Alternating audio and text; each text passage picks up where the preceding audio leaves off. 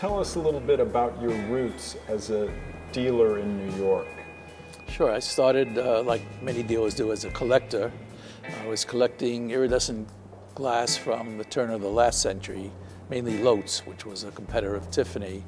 And I started collecting pieces for $8, $10, $12, and then a $20 piece came up, and I didn't have $20, so I sold the piece for $8, which I sort of fell out of love with, and made a profit on it and bought the $20 piece. I started buying and selling on the side on the weekend just to finance my collection. And all of a sudden I realized maybe 6 or 8 months later I was making as much money on the weekend and I was on my job. And so I took the plunge, took a $300 business loan with 2 co-signers to guarantee it, and started my business as a runner. Was it a difficult decision for you to part with so many of these works of art and objects and pieces of glass? If it was just a couple of my favorites, maybe. But the fact that there's 400 lots, it's not that difficult. 1 or 2 pieces I'll really miss, but that's out of 400, that's not so much. A bit earlier you had talked about these 2 Hoffman chairs that you had until just recently in your office. And tell me, how did you get hold of these? I started dealing in the Wiener Werkstätte, Joseph Hoffman, Caliber Mosier, Otto Wagner, very early on. I bought in the flea market in Paris, Joseph Hoffman's silver box. It said on it, Wiener Werkstätte, so the dealer knew it was Wiener Werkstätte, but he didn't know the symbol for Joseph Hoffman, the monogram, and I was fortunate. I wound up buying it for 150 French francs, which was $27 in those days. That's quite a flea market find. My goodness. Yeah, that was nice. In the old days in Paris, it was for me the 8th wonder of the world. You could find anything. These pair of chairs, which is known as the Buenos Aires chairs, because they were exhibited in the 1908 exhibition in Buenos Aires. I've had it several times with a settee, without.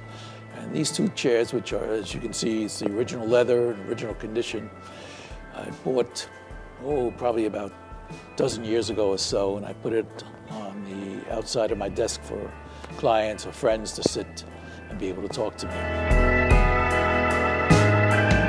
Can you tell us just a few of your very favorite things in this vast range of, as you mentioned, some 400 works? There's a Wendell Castle chair. It's about 5 or 6 years old. That, when I got it from Wendell, I put it away. I waited for a moment like this to be able to sell it. There's a beautiful piece of Marino glass that I've had for a number of years that's here. There's some really beautiful contemporary glass and my Italian glass collection, especially the pieces by Martinuzzi. There's one piece with special 10 handles. Everybody calls it a cover piece, so I insisted on a different piece to be on the cover. Tell me something about your interest in contemporary art and some of the artists that you followed. It's particularly perhaps from the Chinese part of the world, the Chinese art world, or yeah, the Chinese avant-garde, the performance art pieces in photography from the 90s, I think are really important, and beautiful things were done. There's a triptych here by Wang Jin called Fighting the Flood, where he's in the picture himself in a performance of pouring, it's actually red paint into the river, symbolizing blood. It's a really terrific piece. He's also did the acrylic decorative robe, which is quite a well-known piece. It's been in many museum shows. We have my favorite artist, Michael Eastman. There's 2 really beautiful pieces that are sold out in large size, 8 feet tall. Those are among my favorites in contemporary photography.